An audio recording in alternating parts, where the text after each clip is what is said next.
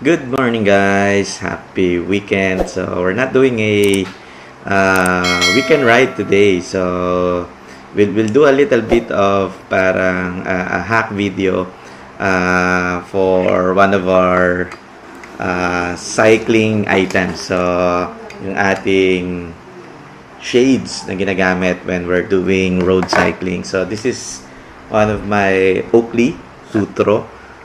One of my favorite kasi malapad, malaki, and been using this for quite a while now. And as you know, and I think marami makaka-relate sa akin dito for many Oakley users, enthusiasts, and while we fully love yung kanilang design and everything, it sucks when you see yung yung mga lenses nila are actually bunibitak, right? So yan, so I don't know kung kita lang sa camera, but yung mga old Oakley shades ko rin happens to have yung ganitong problem. I think sakit to ng Oakley, even if you maintain it with yung kanilang anti-moist, cleaning kit, and everything. So, talagang nagbibitak yung kanilang lenses for many reasons. So, in this very short video, we're going to do a quick hack on paano natin ayusin to. So, don't throw them away, guys. So, kasi if this works, I think this will save you couple of thousands, kasi alam natin di biro yung cost ng bagong replacement lens. Para ka lang bumili ng, let's say, a little bit low mid-tier na shades, pero we've seen some videos, for some siguro you can claim warranty within certain period, but this one is medyo matagal na with me, so I don't think I can claim warranty. So we'll try to do yung hack na nakita ko sa YouTube, and let's see kung mag-work siya. Okay, so I have couple of Oakley shades na ganito yung problema. So ito muna yung gagamitin nating guinea pig. If this works out, I'll try to do this with the rest of the lenses na meron tayo. All good? So let's do it. So, how does the hack work? So, no special tool needed, no special liquid or any spray on na nagagamitin dito. All you need to have is scotch tape ba tawag dito? Masking tape, yung clear. So, malapad yung kinuha natin to basically cover majority nung lens natin. Siyempre, scissors, so para mas mabilis yung pagkakat natin. So, from what I've seen, so pakita ko lang muna siguro in close-up form how bad yung shades lens natin, yung ay yan. So, nakikita nyo. So, siguro may angle yung ilaw, but that's how bad. So, kapag suot mo siya, actually, nakakairita kasi yung bitak ng lens, yung I think ito yung protection, distracts you perfectly. So, ano yung ginagawa? So, guys, ganito lang. So, basically, we'll try to look muna for a portion. So, natapalan lang ng tape. Okay? And then, nilalapat lang nilang gusto with the lens. Okay? And then, hopefully, kakapit daw yan. Okay? So, and then, you simply remove it. Oh, parang nag-work nga, guys, ah. So, but let's see. Okay. Oh. Okay, so parang partially nawala yun dito, guys, pag nakita nyo. So, we'll try it again with the other side. But it's also recommended na nakita ko with the video, they always use fresher ones. So, hindi nila masyado inuulit-ulit. So, para mas malakas yung kapit nung nung pagtanggal. So, we'll do it again. Yan. So talagang nilalapat nilang gusto, guys. So, ayan yung ginagawa natin here. Sorry, medyo poor yung lighting natin. It's almost 6 p.m. na. So, I hope nakikita niya. So, we'll try to pull it again. Yeah. That was nice. So, nakita niyo to. Kanina, super bad nung lens side na to. And then, when we pull it out, nawala yung protective covering niya.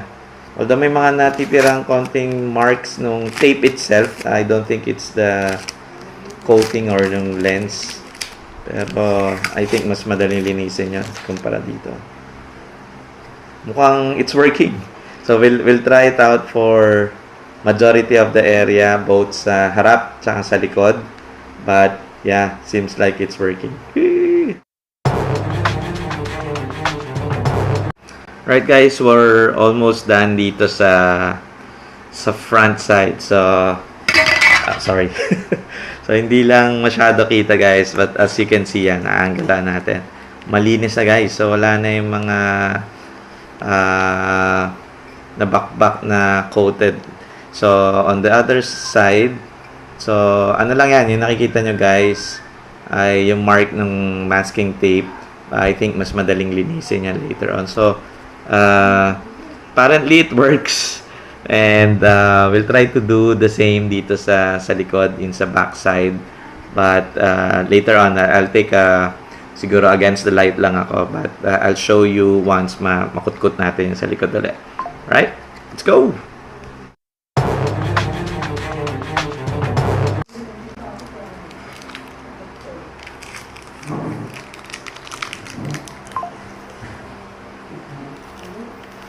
Wow, galing. Talagang sumasama yung sumasama yung coating.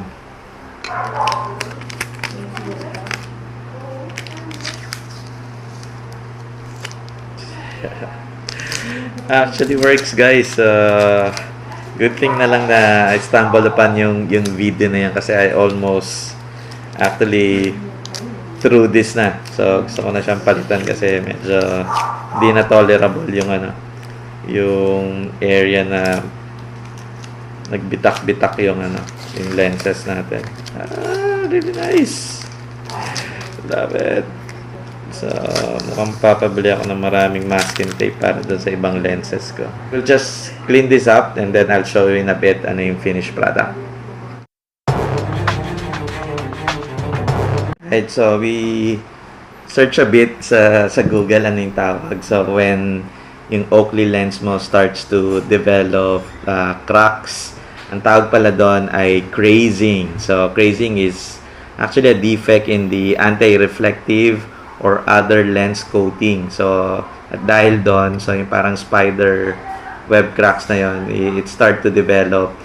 Syempre it affects yung vision mo, it makes yung vision mo blurry. So, kaya ginagawa natin to today. So nangyari daw yon due to extreme temperature exposure, pero weird, no? So expected naman supposedly ni Oakley na, alam mo yun, cycling nga outdoor and the reason why you put on shades para alam mo yun, to protect your eyesight from too much sunlight exposure, and yet nagde-develop. So I don't know. So we'll clean it up a bit, so and then I'll show you kung mawawala and anong magiging final looks niya. Let's go. I'll use ito para lang matanggal yung mga masking tape marks. So ito yung ginagamit ko para sa general cleaning lang nung nung prescription glass ko. But essentially we'll also use ito. So yung Oakley parang lens towel that comes with it. So dun sa prescription glass, and we'll try it on. Let's go.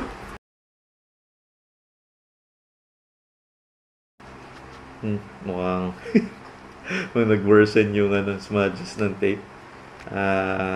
Pa-comment nga guys ano yung better way to remove yung smudges ng tape. Pero mukhang hindi mag-work tong prescription glass cleaner natin, lens cleaner.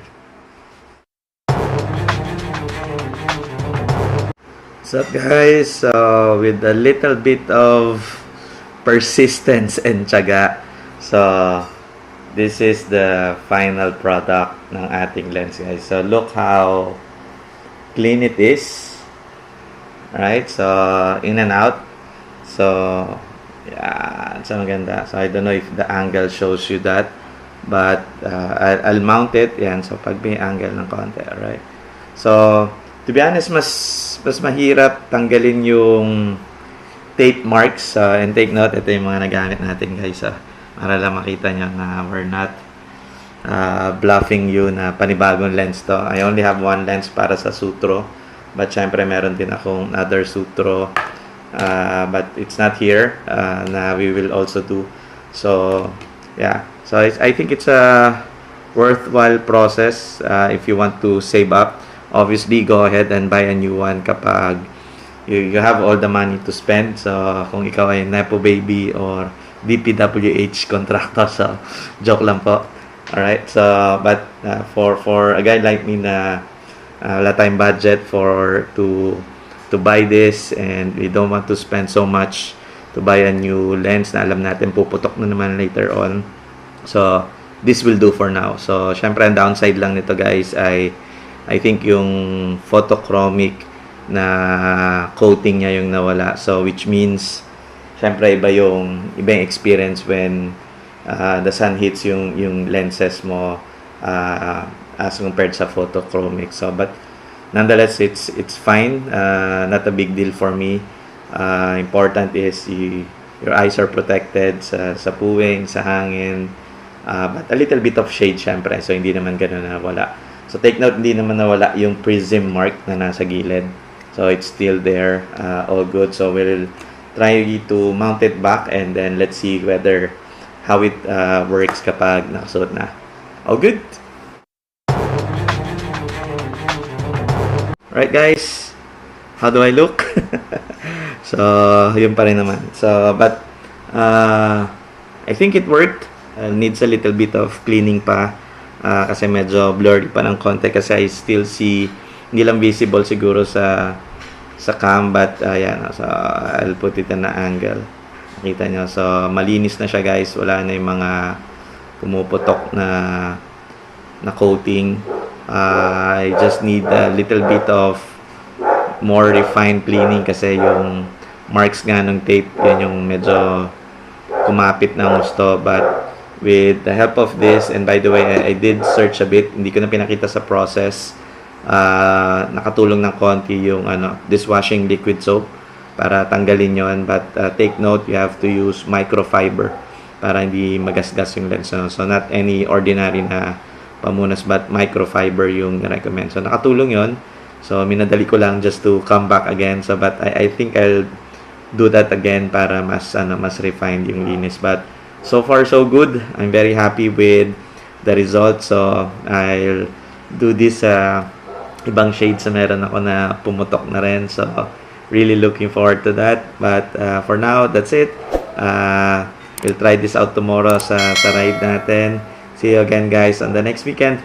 Hopefully nakatulong tong short video na to. Bye!